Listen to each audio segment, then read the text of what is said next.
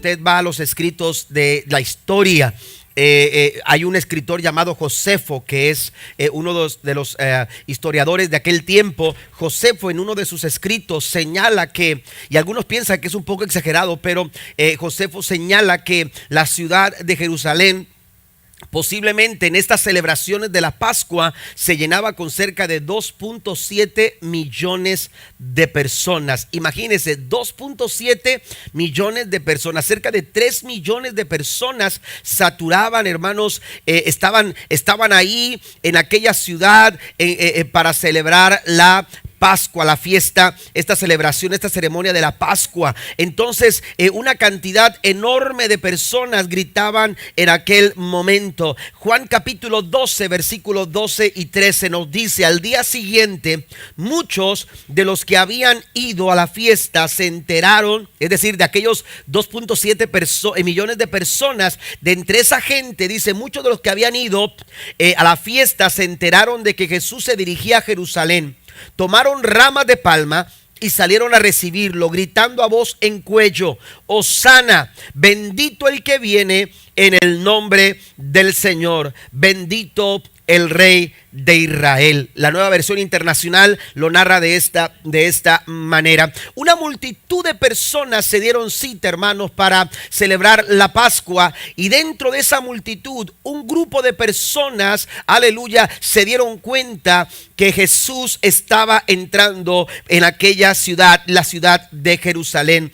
La Biblia nos señala puntualmente que dentro de ese grupo de personas que empezaron a gritar bendiciones y alabanzas de júbilo al Señor Jesucristo, muchos de ellos, si usted ve versículos anteriores, según lo que dice el verso 2, el día siguiente señala algo posterior, nos enfoca algo posterior, y en esa mirada que uno da hacia atrás, se da cuenta, hermanos, que muchos de los que estaban ahora gritando Hosana habían presenciado el milagro de la resurrección de Lázaro. Amén. Ellos habían estado, según lo que nos dice el capítulo número 11, en aquel momento cuando Cristo, aleluya, cuando todos decían es imposible, cuando todos decían está muerto, cuando todos decían hay 4 días, aleluya, que han estado ahí, la tumba está cerrada, su cuerpo huele mal. La Biblia dice que cuando Cristo le dijo: Lázaro, ven fuera,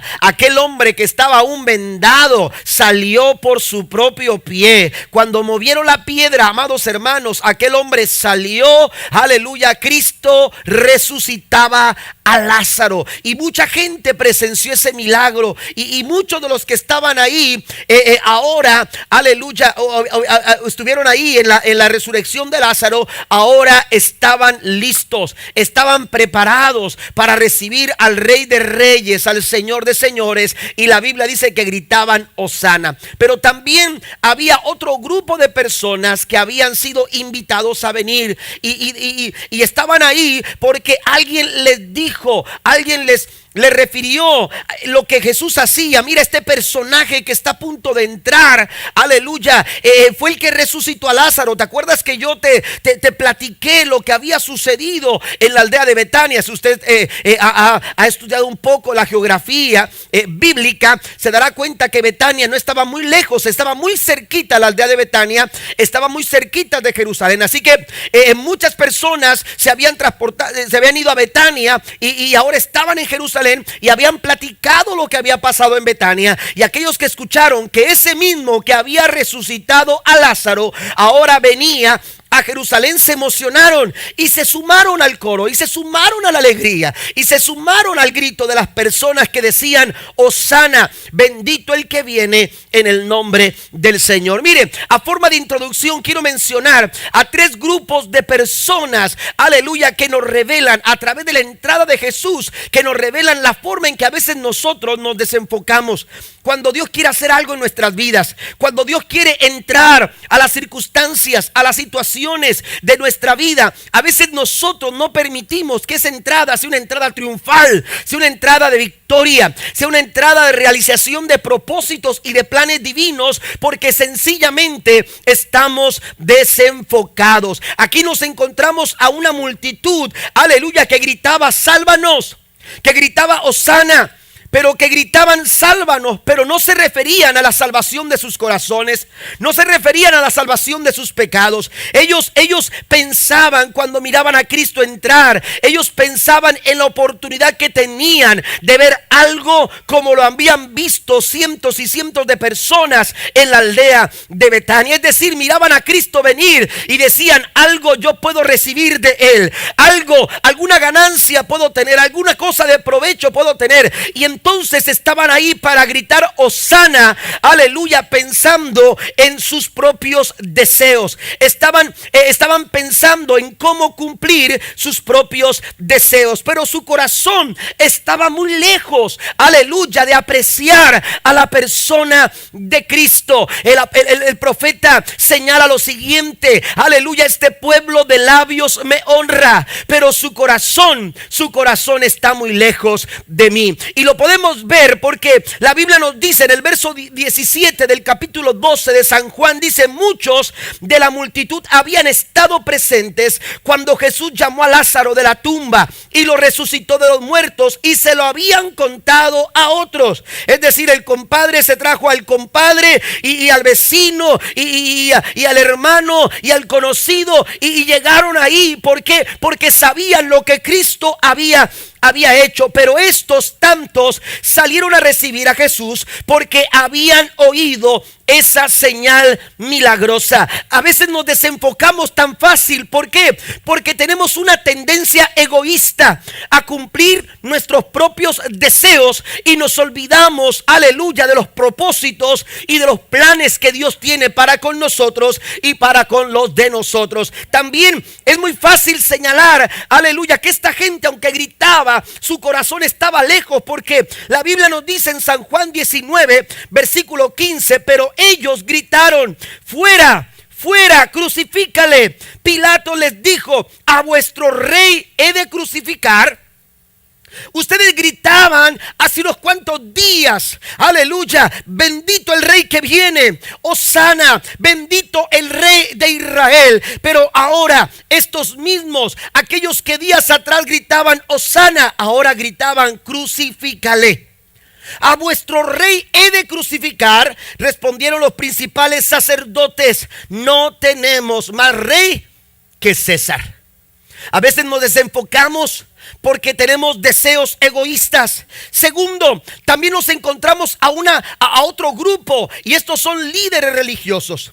Los líderes religiosos también estaban desenfocados. Ellos conocían las profecías. Zacarías puntualmente señala en el capítulo 9, versículo número 9: aleluya, alégrate, oh pueblo de Sión, grita de triunfo, oh pueblo de Israel. Mira, tu rey viene hacia ti. Él es justo y victorioso, pero es humilde, montado en un burro, montado en la cría de una burra. La Nueva Traducción Viviente lo señala de esta manera. Pero aleluya, los sacerdotes conocían las escrituras, los sacerdotes conocían las profecías. Daniel también había señalado el momento oportuno en que habría de llegar el rey, en que esta profecía se cumpliría de que el rey entrara a Jerusalén. Sin embargo, ellos estaban más preocupados por otras cosas. Ellos tenían su agenda, ellos tenían su plan. Los sacerdotes, los líderes religiosos, tenían una agenda a seguir. Cuando usted va a un lugar a vacacionar, usted llega al hotel, a su habitación, y cuando usted llega, usted se sienta en la cama, ¿verdad? Y se sienta en la cama y empieza a ver qué tan cómodo está, a ver cómo están las sábanas, revisa cómo está el baño, y entonces cuál es su vista, y entonces se sienta, quiere identificar las cosas más importantes, el control remoto, ¿verdad? Para quitárselo a su esposa, para que no lo use ella y usted tenga el control, ¿verdad? De la televisión. Y entonces usted ve dónde está el control, ve los programas, de repente empieza a revisar, agarra el teléfono, aplana unos cuantos botones para ver cuáles son más importantes, y luego ya lo vuelve a poner ahí y empieza a revisar lo que está ahí en el buró. Y una de las cosas que usted encuentra en el buró y que todos vemos, aunque no vamos a ir a ningún lado, es, hermanos, una referencia de los lugares a los cuales podemos visitar. Y en esas hojitas que nos ponen ahí dice que podemos ir a ciertos restaurantes, podemos conocer ciertos lugares, podemos hacer ciertas actividades. Y bueno, esa es una forma de poder establecer una agenda de lo que pueden hacer visitando, aleluya, el Valle de Texas. Oiga, disfrutar del Valle de Texas, qué precioso. Y entonces, oiga, cuando los visitantes llegaron de Jerusalén, a los visitantes, toda esa multitud de peregrinos que llegaron a Jerusalén para celebrar la Pascua, llegaron a sus habitaciones, revisaron todo lo que estaba en la habitación, y cuando vieron, aleluya, los folletitos por ahí, aleluya, empezaron a ver dónde vendían los animales para el sacrificio, dónde podían comprar algunos souvenirs, dónde podían ir a comer, en qué lugar podían acercarse para pasar un tiempo de familia. Pero en ninguno de esos papeles decía que el rey de los judíos, el rey de Israel, el Hijo de Dios, había de entrar, aleluya, montado en un pollino. ¿Por qué? Porque no estaba dentro de la agenda de los líderes religiosos, no estaba en la agenda de aquellas personas, aleluya. Aquellas personas estaban más preocupados, aleluya, más que estar expectantes a la llegada del Señor. Ellos estaban más preocupados de no perder el control, de no perder el plan, de no perder la agenda. ¿Y cuántas veces nosotros hemos estado más preocupados por tener el control en tal o cual situación, en tal o cual circunstancia, y nos hemos perdido la oportunidad de ver el favor y la gracia y la misericordia de Dios que Él nueva cada mañana para nosotros? ¿Por qué? Porque estamos preocupados por no perder el control. Nos desenfocamos con tanta facilidad. Cristo quiere entrar, Cristo tiene planes, Cristo tiene propósitos para tu vida y para tu familia, pero a veces, o para la iglesia, pero a veces estamos tan preocupados por no perder el control. Ellos querían, aleluya, mantener el control, y estaban asustados, dice la escritura, estaban asustados de que Cristo, aleluya, les hiciera perder el control. Pero mire lo que dice San Juan capítulo 12, versículo 19. Entonces los fariseos se dijeron unos a otros, los líderes religiosos, ya no hay nada que podemos hacer, porque a final de cuentas usted y yo somos seres humanos limitados. Este grupo de personas se dieron cuenta que ya no había nada que hacer, ya no hay nada que hacer. Miren, todo el mundo se va tras él. Ellos querían mantener el control. Ellos estaban desenfocados y se perdieron la oportunidad de celebrar un momento maravilloso con el rey. Pero también están los discípulos, otro grupo de personas que presenciaron la entrada de Jesús a Jerusalén. Sin embargo, ellos, aleluya, también estaban desenfocados. Si usted va a la Biblia, se dará cuenta, aleluya, en uno de los versículos que se nos señala, aleluya, acerca de los discípulos. Dice la escritura en el verso número 16: al principio sus discípulos no entendieron lo que sucedía. Aleluya, no entendieron lo que sucedía. ¿Por qué? Porque hasta hace un cuánto tiempo, aleluya, los discípulos escuchaban de Cristo. Cuando Jesús, aleluya, le decía a las personas, después de haber sanado, después de haber hecho un milagro, Jesús les decía: no se lo cuenten a nadie. No lo digan. No lo digan, que esto no se divulgue. Esto era imposible. Amén. Y por más que Cristo le decía a las personas: no vayan y lo cuenten, la verdad es que las personas iban y lo decían. Y la Biblia dice que la fama del Señor se iba extendiendo por todas partes. Y por todas partes empezaban a escuchar lo que Cristo hacía. Y por todas partes se escuchaba lo que Cristo estaba realizando a través de su ministerio, lo que hablaba, lo que enseñaba, lo que predicaba. Pero también los milagros de Jesús, aleluya, se empezaron a dar a conocer por todos lugares. Pero Cristo siempre les decía: no lo digan a nadie. ¿Y por qué lo hacía? No porque tenía miedo a morir, no porque le tuviera miedo a la cruz, no porque tuviera miedo lo que le pudiera pasar a él. La Biblia dice puntualmente que Cristo no quería precipitar su muerte. No quería precipitar su muerte. Cuando sucede el milagro, aleluya, de la alimentación de los 5,000, la Biblia dice que Cristo envía a sus discípulos, los manda a alejarse, y Él se queda con las personas, porque en ese lugar la gente ya quería hacerlo rey. Ya querían proclamarlo su líder y Cristo se queda para calmar la situación. Pero Él no quería que los discípulos se contagiaran de esas emociones. Amén. Y Cristo siempre trató de cuidar, aleluya, el momento. En muchas ocasiones Cristo dijo: todavía no es mi tiempo. Todavía no es mi tiempo, pero supo cuándo sería su tiempo. Cristo sabía cuándo era el momento. Cristo sabía, aleluya, cuándo era el momento preciso de caminar hacia Jerusalén. Y cuando lo dijo a sus discípulos: es necesario que yo vaya a Jerusalén. La Biblia dice que Pedro se puso delante de él y dijo: Señor, eso no pasa. Eso no lo vamos a permitir. Eso no va a suceder, porque Jerusalén es sinónimo de muerte. Jerusalén es sinónimo, aleluya, de muerte para ti. Así que no vamos a dejar que tú vayas. Y la Biblia dice que Cristo le dijo a Pedro: quítate delante de mí, Satanás, me eres estorbo. Jesús sabía el momento preciso. Hay tantas cosas que usted y yo no entendemos, pero a veces estamos tan enfocados en querer entender las cosas, en querer entender cómo Dios va a orar, en querer entender la fe, en querer entender ciertas cosas en nuestra vida que no ocurren. ¿Por qué no ocurren? Y si ocurren, ¿por qué están ocurriendo? Y empezamos a enfocarnos tanto en buscar respuestas a nuestros por qué, y nos desenfocamos de lo que Dios quiere hacer en nuestra vida. ¿Está conmigo? Y nos desenfocamos del plan de Dios para nuestra vida. Hay cosas que tú no entiendes, hay cosas que yo no entiendo. Los discípulos no entendían en ese momento preciso. La Biblia dice que al principio sus discípulos no entendieron lo que sucedía. Solo después de que Jesús fue glorificado, se dieron cuenta de que se había cumplido en él lo que de él ya estaba escrito. Amén. Hay cosas que usted y yo no entendemos ahora, pero que tenemos, hermanos, aleluya, que poner en las manos del Señor, porque Él lo sabe todo. ¿Cuántos dicen amén? Él sabe todas las cosas. Aleluya. Y los discípulos decían: pero ¿cómo antes Él decía que no lo dijeran? Y ahora está permitiendo que todos publiquen. Y ahora está permitiendo que todos digan: es el Mesías, es el Rey, es el ungido de Dios, es el enviado de Dios. Y los discípulos, hermanos, en ese momento no lo entendían, pero Él ya sabía que su hora había llegado. Juan capítulo 8 verso 20 dice: estas palabras habló Jesús en el lugar de las ofrendas, enseñando en el templo, y nadie le prendió, porque aún no había llegado su hora. Pero en ese momento, hermanos, la hora no había llegado, pero Jesús entendió.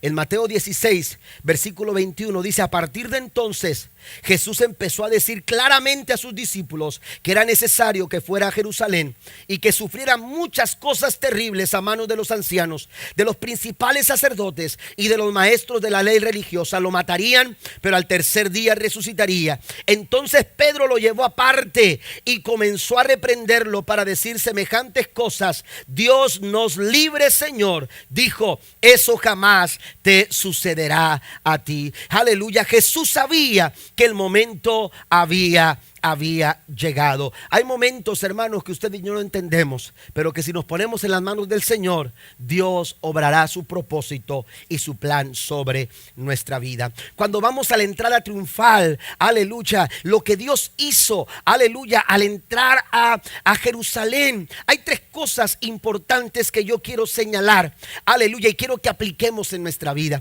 ¿Cuánto necesitamos, aleluya, que Dios entre en las circunstancias de nuestra vida? Hay situaciones en nuestra vida que necesitan, aleluya, permitir que Cristo haga su entrada. Quizás sea tu familia, quizás sean tus finanzas, quizás sea, aleluya, el ritmo de vida que llevas, el estilo de vida que tú llevas, quizás en tu vida matrimonial, en tu vida personal. Hay áreas en nuestra vida que tenemos que permitir que Dios haga su entrada. Y cuando Cristo hace esa entrada, lo primero que sucede es una interrupción de la rutina. Jesús interrumpe la rutina. Ponga ahí en el punto número 1: Jesús interrumpe la rutina. Aleluya.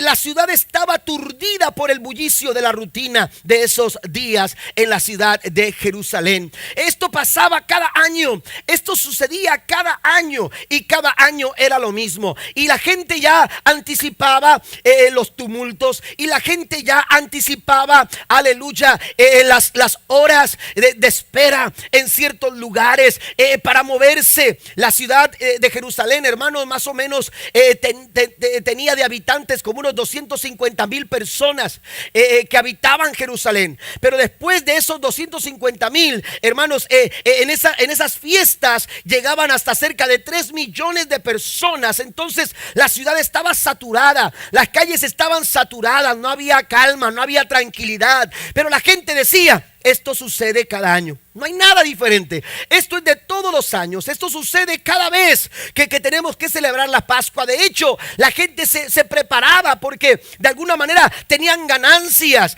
al proveer un lugar donde descansar, al tener algunas otras disposiciones que ellos podían ofrecerle servicios a las personas que venían de ciertos lugares o de lejanos lugares. Entonces ellos también tenían ciertas ganancias. Se preparaban para poder, aleluya, estar listos para recibir a tanta gente. Era algo rutinario. La vida, amados hermanos, en muchas ocasiones nos hace con tanta facilidad caer en una rutina.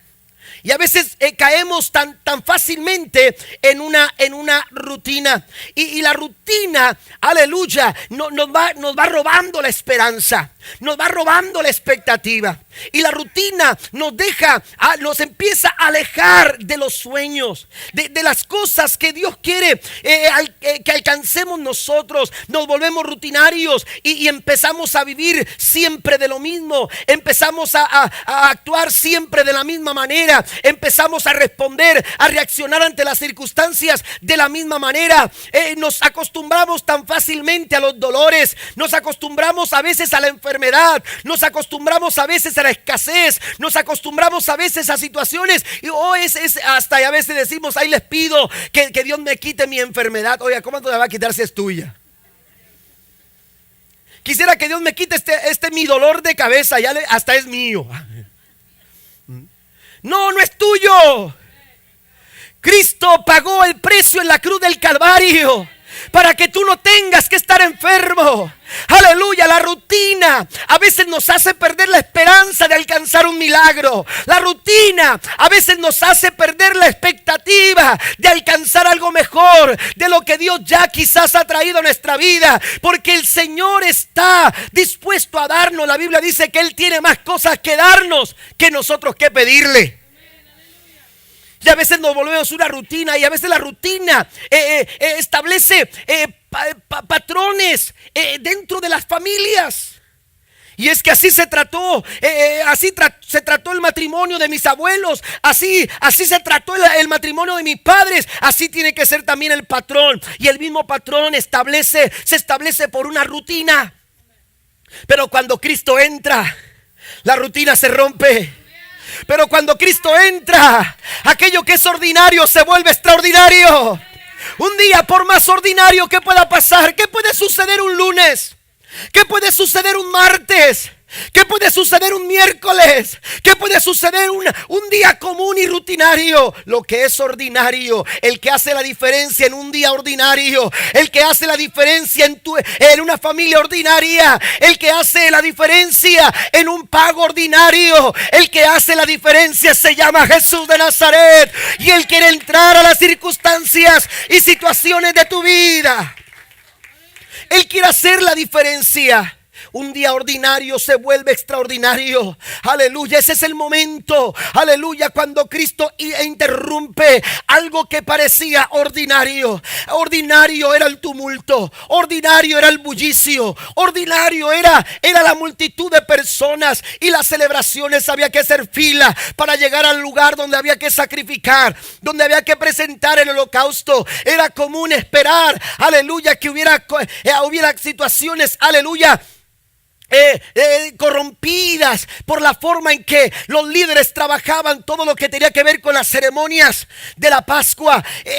Una rutina, y la gente ya sabía lo que iba a suceder, pero nadie esperaba, aleluya, que el ser maravilloso, el Hijo de Dios, llegara montado de acuerdo a la profecía sobre un pollino, sobre un asno, aleluya, que nunca había sido montado.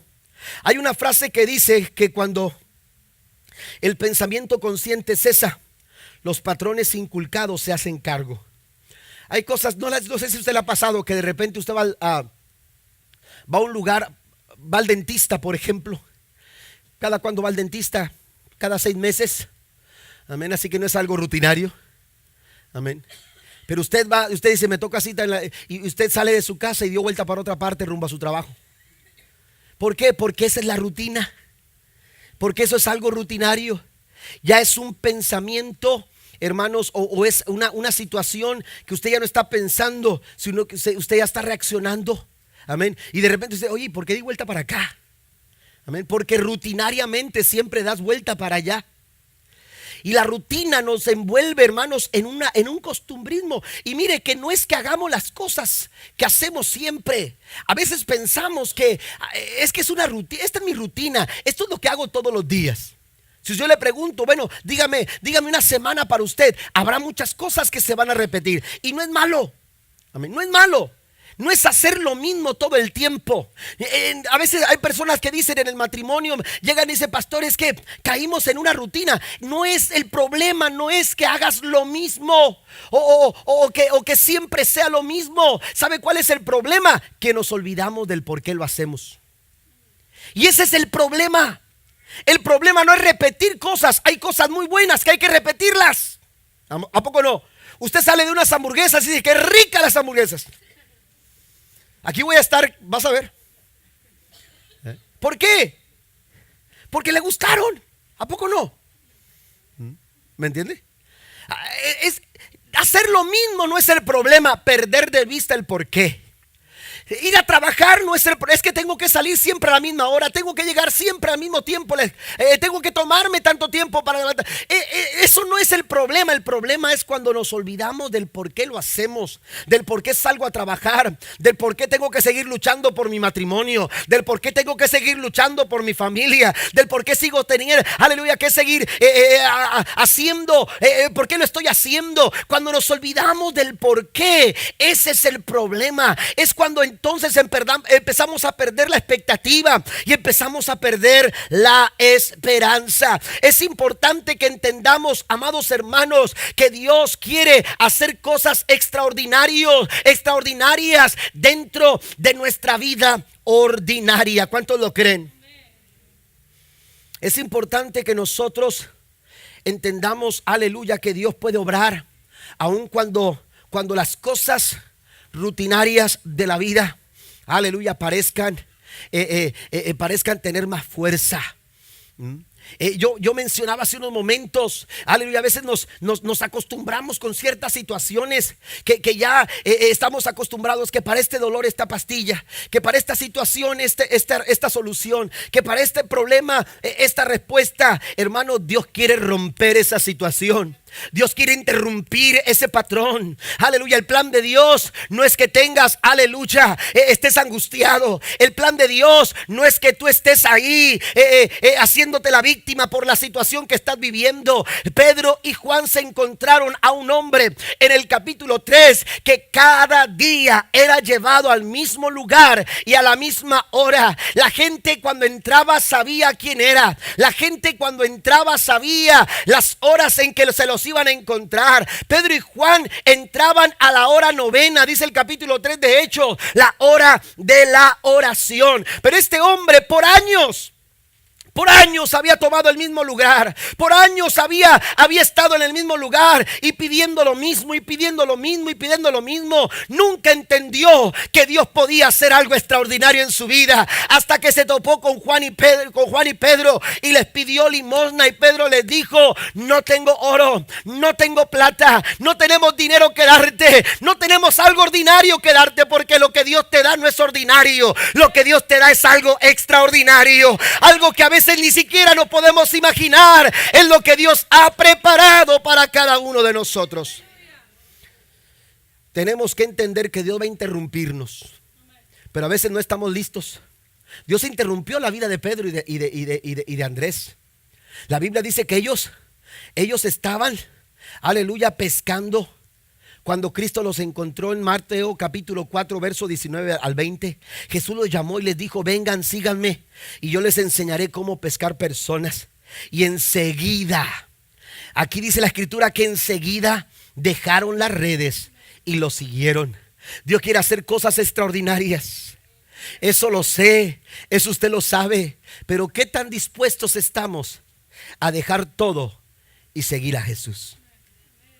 ¿Qué tan dispuestos estamos de dejar lo que estamos haciendo, de dejar la rutina y empezar a seguir a Jesús? Número 2, la segunda cosa que ocurre cuando Cristo quiere entrar a las circunstancias de nuestra vida es que Jesús nos da una nueva perspectiva. Dios nos da una nueva perspectiva. ¿Sabe que la perspectiva es muy importante?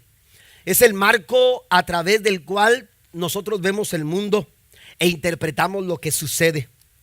Muchas cosas son las que van construyendo o contribuyendo para el desarrollo de nuestra perspectiva. Desde nuestra infancia, las experiencias, los antecedentes, lo que vemos, lo que escuchamos. Amén. Todo eso va creando la perspectiva.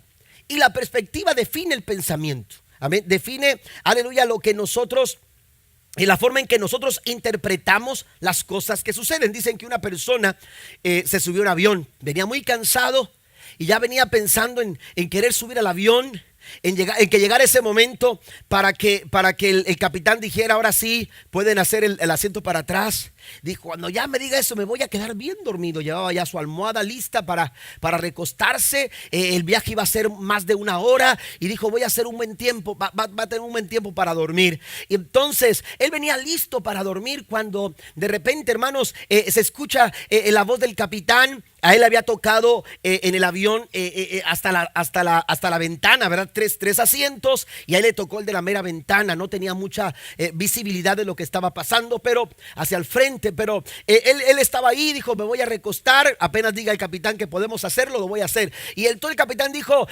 ya pueden sacar sus aparatos electrónicos, pueden relajarse un poco, pueden soltarse el cinturón, y empezaron a recostarse. Y oiga, todos empezaron a hacer lo que tenían que hacer, y él solamente se acomodó la almohada, hizo el asiento para atrás y empezó a quedarse dormido. Y cuando empezó a quedarse dormido, de repente le empezó a dar un olorcito desagradable. Usted sabe, ¿no? Y ese olorcito desagradable, y empezó a abrir un ojo. Que hay que ponerle emoción. Y de repente, hermanos, ya abrió los dos. Y estaba muy incómodo porque era un olor desagradable. Y empezó a buscar y empezó a buscar y empezó a buscar. Y dijo: aquí alguien se quitó los zapatos. Después de algunas semanas de no haberse los quitado. Alguien se acaba de quitar los zapatos. Y empezó a revisar aquí cerquita de donde él estaba, quién se pudo haber quitado los zapatos. Y empezó a crear un pensamiento en él. Y oiga, y quiso como quererlo olvidar, como hacerlo a un lado, pero no podía, y no podía quedarse dormido, hasta que se decidió y le dijo a la persona que estaba a un lado: oiga, ¿no le da un olor feo? Le digo, como, y le dice, ¿como qué? Le dice el señor al lado, y le dice: como que alguien se quitó los zapatos. Y entonces aquel tenía una mejor visualización, tenía una mejor referencia, una mejor perspectiva. Y cuando le dice el señor: bueno, no huelo a que alguien se quitó los zapatos, lo que huelo es unos pedazos de pizza que se están compartiendo allá adelante. Olía a queso. Si te aseguro que aquel el señor, ¿verdad?, que estaba incómodo con el olor, si hubiera visto una pizza, hasta un pedazo hubiera pedido. Amén. Pero es nuestra perspectiva. La perspectiva que tenemos es la forma en que nuestro pensamiento reacciona. Amén. Es el pensamiento. Se establece un pensamiento de acuerdo a nuestra perspectiva. Y si nuestra perspectiva es equivocada, nuestro pensamiento va a estar equivocado. Amén.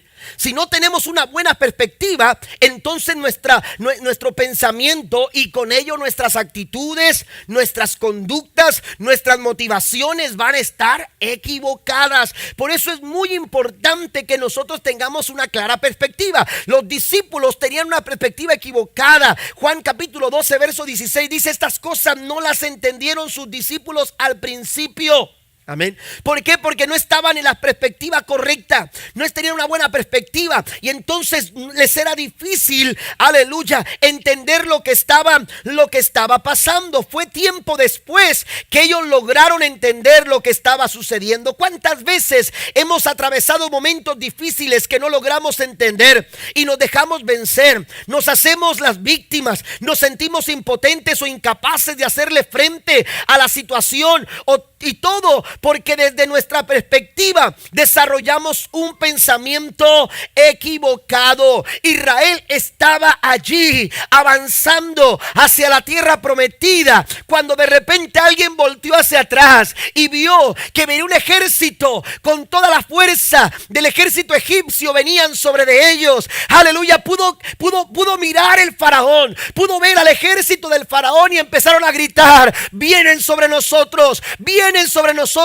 La perspectiva cambió y cuando la perspectiva está equivocada, nuestros pensamientos y nuestras acciones van a estar equivocadas. Mire, qué tanto efecto tan negativo, aleluya, trajo este tipo de perspectiva, que si usted va a Éxodo 14, versículo 10 al 12, mire el pensamiento de ellos. Mientras el faraón se acercaba, los israelitas levantaron la vista y se llenaron de pánico al ver que los egipcios los alcanzaban. Entonces clamaron al Señor y le dijeron a Moisés: ¿por qué nos trajiste aquí a morir en el desierto? ¿Acaso no había suficientes tumbas para nosotros en Egipto? ¿Que nos has hecho esto? ¿Por qué nos obligaste a salir de Egipto? ¿No te dijimos que esto pasaría cuando aún estábamos en Egipto? Te dijimos: déjanos en paz, déjanos seguir siendo esclavos de los egipcios. Es mejor ser un esclavo en Egipto que un cadáver en el desierto. Qué equivocados estamos cuando tenemos una perspectiva equivocada. Aleluya, vamos a resolver y vamos a tomar decisiones equivocadas que van a afectar a nuestra familia, que van a afectar a nuestro matrimonio, que van a afectar las circunstancias de nuestra vida. Cuando Cristo entra a las circunstancias y a las situaciones de nuestras vidas, Cristo lo que hace es quitar la perspectiva equivocada y empieza a ponernos en la dirección correcta. Dios empieza a dirigirnos hacia la dirección correcta, y cuando tú tienes una perspectiva correcta, aleluya, las cosas se van a ver diferentes. Pero no solamente se van a ver diferentes, las cosas van a suceder de una manera diferente, y lo que no entiendes ahora lo vas a ver, aleluya, resuelto de la manera en que Dios lo quiere hacer. ¿Por qué? Porque tú te has apegado, aleluya, a una buena perspectiva. Una buena perspectiva no se construye con sentimientos. Yo a veces me encuentro con personas que dicen: es que yo siento esto, es que yo siento aquello, es que yo siento esto. Pastor, no es lo que tú sientas, es lo que tú creas, porque la Biblia dice que para el que cree, todas las cosas no es como tú lo sientas que se ve, es como se cree. Y cuando tú le crees a Dios, todas las cosas son posibles. Den un aplauso al Señor esta mañana. Una nueva perspectiva se construye por fe. Una nueva perspectiva, mire, entre más profundicemos nuestra relación con Cristo, mejor va a ser nuestra perspectiva. Los discípulos no lo entendieron al principio, pero ¿qué sucedió? Hasta que vieron a Cristo ser glorificado. Aleluya, cuando ellos profundizaron, aquel hombre que un día negó a Jesús, posteriormente, aleluya, predicó. Y delante de multitudes dijo: aleluya, este es el mensaje del evangelio. Y necesitan arrepentirse. Y se salvaron 3,000 personas.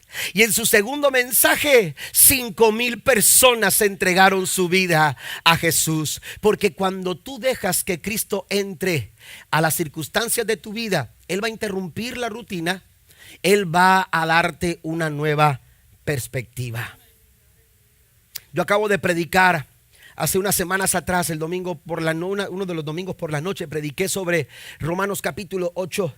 Y yo mencionaba 6 argumentos que Pablo da en Romanos 8. 6 argumentos del por qué somos más que vencedores. Y solamente los menciono. Dice que somos más que vencedores porque a los que aman a Dios todo ayuda para bien. Somos más que vencedores porque Dios tiene un propósito para nosotros. Somos más que vencedores porque Dios está con nosotros. Somos más que vencedores porque Dios te dará, dice la Biblia, con Él todas las cosas. Somos más que vencedores porque nadie nos puede acusar, dice la Biblia. Pero también dice que somos más que vencedores porque el Señor está sentado a la diestra del Padre intercediendo por nosotros. ¿Desde qué perspectiva tú estás viendo la circunstancia? Porque de acuerdo a la perspectiva que tú tengas, aleluya, va a ser el pensamiento que tú desarrolles y va a ser el tipo de acciones que tú realices. David, al igual que el ejército de Israel, miraban a Goliat. Sin embargo, la perspectiva de David era completamente diferente. El pueblo de Israel, olía el olor de la muerte. Olía el olor de la derrota. Olía el olor de la frustración. Olía el olor, aleluya, de la impotencia, de la incapacidad, de no poder dar el siguiente paso, de no tomar una buena decisión. Olían, aleluya, a fracaso. Pero cuando David llegó, empezó a oler un olor, un ambiente de victoria, un ambiente de triunfo. David dijo: algo se está cocinando en el cielo y yo no me lo quiero perder. Algo Dios está cocinando para tu vida, algo Dios está cocinando para tu familia, pero tú lo vas a ver de acuerdo a la perspectiva que tú tengas. Número 3, Jesús nos brinda alivio. Jesús nos brinda alivio. Jesús interrumpe la rutina.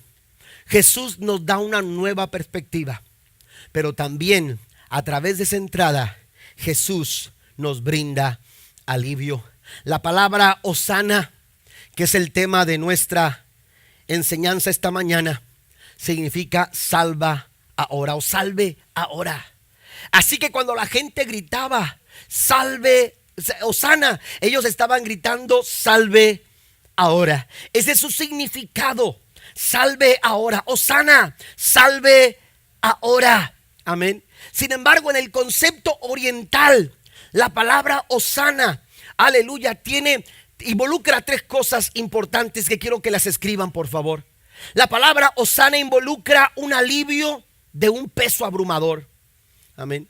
Un alivio de algo que ya no soporto seguir cargando. Un alivio que ha agotado mis fuerzas. Un alivio que me ha drenado. Un alivio que ya no soporto. Un alivio que me ha robado la paz. Un alivio que quiero recibir. Aleluya. En mi vida. Aleluya. Un alivio que necesito. Un alivio que me urge encontrar. Un alivio, aleluya, que necesito, porque necesito desahogar una carga en mi corazón que ya no puedo llevar. Ellos gritaban hosana, pero no pensaban, aleluya, en la salvación de sus pecados o en el perdón de sus pecados. Ellos tenían otro pensamiento, pero la palabra hosana quiere decir, hermanos, alivio o encierra el concepto de alivio de un peso abrumador. Y ese peso, aleluya, no es un peso físico, es un peso que se lleva en el alma. Es un peso, aleluya, que el ser humano carga en su corazón. Es el peso del pecado, es el peso, aleluya, de la maldad, es el peso del error, es el peso que te lleva, aleluya, a experimentar, aleluya, una terrible situación como le sucedió al hijo pródigo. Aleluya, el hijo pródigo, que todo estaba bien, bien. El hijo pródigo pensó que todo iba a ir bien, sin embargo, estando lejos de casa. Pero la Biblia dice que con el paso del tiempo, ese peso empezó a llevarlo a lo más bajo. Porque cuando el hombre vive, aleluya, una vida lejos de Dios, nunca va a estar como debiera de estar. Pero cuando el hombre vuelve su corazón al Señor, sucede lo que el hijo pródigo sucedió. Él regresó a casa. ¿Y sabe qué sucedió en casa? En casa recibió el alivio de esa carga que él ya no podía soportar.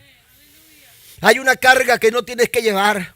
Hay una carga que el Señor dice que tienes que soltar. Una carga que Cristo estuvo dispuesto a llevar por nosotros. Una carga que el Señor dice: yo quiero darle solución. Yo quiero darle solución. La Biblia nos enseña en Mateo capítulo 26, versículo 38. Hablando Jesús, dice: está la angustia que me invade, que me siento morir. Les dijo: quédense aquí y manténganse despiertos conmigo. Jesús dice: siento, aleluya, algo tan fuerte, una angustia tan fuerte que me siento morir. Amén. Me siento morir. ¿A qué se refería Jesús? ¿A qué se refería Jesús? La mayoría de los comentaristas dicen que en ese preciso momento, cuando Cristo oraba en el Getsemaní, en ese momento, hermanos, Jesús asimiló la magnitud del pecado que había de cargar por todos nosotros. El peso del pecado, aleluya, en momentos Jesús lo vio y dijo: todo eso yo lo tengo que cargar. Por eso dijo: Señor, si es posible, pasa de mí esta copa, pero no se haga mi voluntad, sino que se haga tu voluntad. El profeta Isaías dijo en el capítulo 53: mas él herido fue por nuestras rebeliones, molido fue por nuestros pecados. Una carga que usted y yo no podíamos darle solución, no la podíamos soltar, que estaba aferrada a nosotros, que se había encarnado en nuestros corazones. Pero a través del sacrificio de Cristo en la cruz del Calvario, ese alivio pudo llegar a nuestras almas. ¿Cuántos celebran a Dios en esta mañana? Porque Hosana significa alivio de un peso abrumador. Pero también, aleluya, en el concepto oriental, Hosana tiene que ver con espacio para respirar. Amén. Espacio para respirar. Usted quizás ha jugado en el agua, cuando ese juego, ¿verdad? Que a ver quién aguanta más debajo del agua. Amén. De pronto, a ver quién aguanta más debajo del agua, y agarras el aire y te sumerges y empiezas a aguantar la respiración lo más que puedas. Pero llega un momento en que por más que quieras, amén, o te sales o te quedas. Amén. ¿Por qué? Porque nuestros pulmones necesitan oxígeno, porque necesitamos el aire para subsistir, necesitamos el espacio para poder respirar.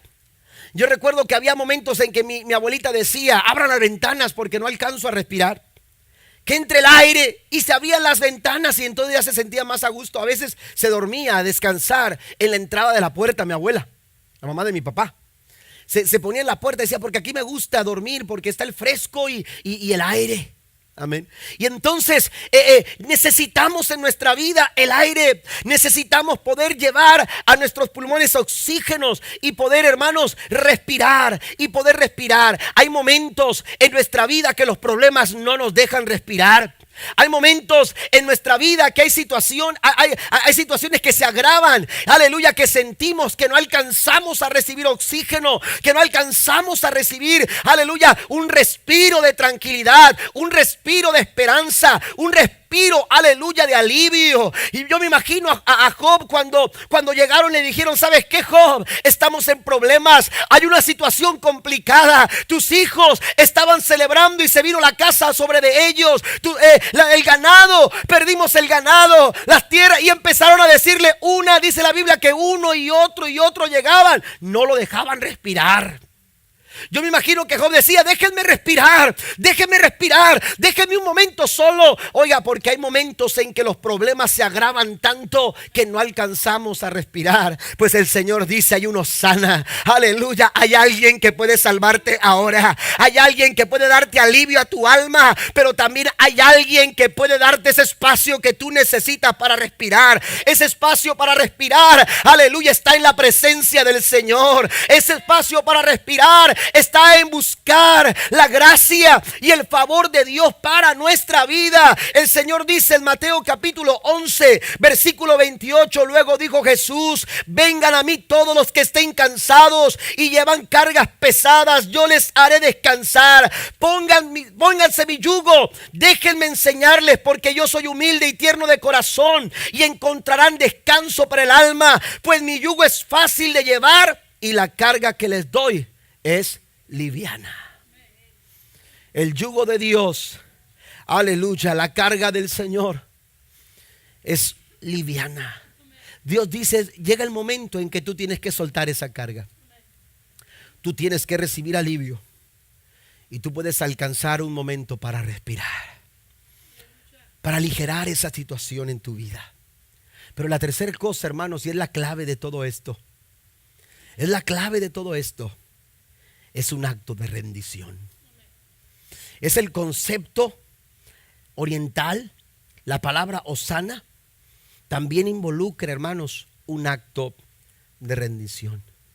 Cuando ellos llegan y dicen salva ahora, cuando la palabra hosana se escucha y dice salva ahora, hay un reconocimiento que dice yo lo intenté, yo lo busqué, yo lo traté, yo busqué formas, yo busqué maneras, pero no lo logré. Por eso te digo a ti, hosana. Por eso te digo a ti, ayúdame. Por eso te digo a ti, auxíliame. Por eso te digo a ti, extiende tu mano y socórreme. Porque cuando tú dices hosana, nadie puede decir hosana de su corazón si no está dispuesto a la rendición. Podrá decirlo de palabras, pero no lo vas a decir de corazón si no estás listo para rendir tu vida al Señor. Si no estás listo para rendir tu corazón al Señor. A veces le rendimos a Dios ciertas áreas de nuestra vida, pero a veces no le estamos rindiendo al Señor toda nuestra vida. Y Dios quiere que le rindamos a Él por completo. Dios quiere que nosotros nos rindamos a Él por completo. Mateo capítulo 26 versículo 39 dice, Él se adelantó un poco más y se inclinó rostro en tierra mientras oraba. Padre mío, si es posible que pase de mí esta copa de sufrimiento, sin embargo, quiero que se haga tu voluntad, no la mía. Es decir, Jesús nos dijo, yo rendí mi vida a mi Padre. Ustedes también lo pueden hacer. Jesús nos dejó el ejemplo, el camino trazado y el camino para experimentar el hosana que trae alivio, que trae espacio para respirar. Ese camino es un camino de rendición. Es un camino de rendición. Si Jesús estuvo dispuesto a rendirse, ¿por qué seguimos luchando nosotros y nos seguimos resistiendo a rendir nuestra vida a Jesús? Quiero terminar con esta experiencia en mi vida. Recuerdo que cuando éramos niños y estábamos en nuestra iglesia, en aquellos años, la iglesia no tenía los materiales que ahora tenemos nosotros. No había los recursos que ahora tienen nuestros niños, que se tienen para darle a los niños, para que ellos puedan asimilar mejor la lección, etcétera. Pero los maestros hacían muchas cosas. Amén. Hacían muchas cosas para ayudarnos a entender de una mejor forma lo que se nos había enseñado. Pero recuerdo que nos daban una hoja y entonces traían una caja de crayones, de crayolas, algunos partidos a la mitad, ¿verdad? Ya algunos nomás alcanzaba el dedo a agarrar así, casi pintabas con el dedo. Te ayudaba a sombrear. Pero llegaban y te decían, agarras dos, decídete, azul, rojo o nada más dos. Y tú estabas, pero yo quiero el verde también. Y entonces cuando nos iba bien nos alcanzaban tres, según los que habían asistido a la clase. pero nos repartían los crayones. Amén. Y entonces, a veces ni te decían cuál color, te daban los colores y se acabó. Amén. Y entonces te tocaba el verde y el rojo. Y entonces tú estabas pintando y tratando de ilustrar lo mejor posible en la hoja, la lección que habían traído, que habías recibido. Y entonces decías tú, si tuviera el café. ¿Quién ha visto un caballo pintado de azul? Amén. Pero ni modo, la maestra limita mi potencial. Esta maestra limita mi capacidad. Si me dieran todo lo que necesito, descubrirían el Picasso que tienen aquí, ¿verdad? Y uno pensaba y decía, quisiera tener más para hacer una obra de arte, pero solamente te daban el rojo y el azul. Y si los demás compañeros eran buena onda, como decimos los jóvenes, ¿verdad? Si los demás compañeros estaban dispuestos, te prestaban el azul, o te prestaban el verde, o te prestaban el otro, con el rosa no, porque era de niñas. Amén. Pero te prestaban un color, te iba bien, pero a veces decían, no, yo voy a terminar con lo que tengo. Amén. Pero a veces estábamos limitados con 2 colores. ¿Cómo hacer una obra de arte con 2 colores? ¿Cómo hacer una obra de arte con 2 colores? A veces nosotros queremos que Dios haga una obra de arte con nuestra familia. Y le decimos, Señor, ahí está mi esposa, cámbiala, pero no me toques a mí. Ahí están mis hijos, a ver si los arreglas, pero no te metas conmigo. Y queremos que nuestra familia sea una obra de arte. Y solamente le estamos diciendo al Señor, te rindo mi lápiz rojo y mi lápiz azul. Pero el verde me lo quedo. Pero el amarillo es mío. Pero el morado no lo uses. Amén. Y no estamos dispuestos a rendirle cada área de nuestra vida al Señor. El Señor quiere que le rindamos todo lo que hay en nuestras vidas, todo lo que hay en nuestro corazón.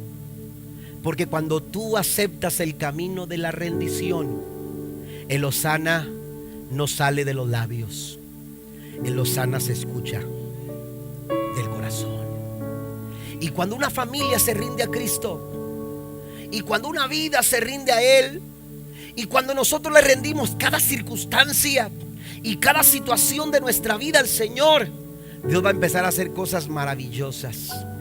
Dios va a comenzar a hacer cosas poderosas en tu vida.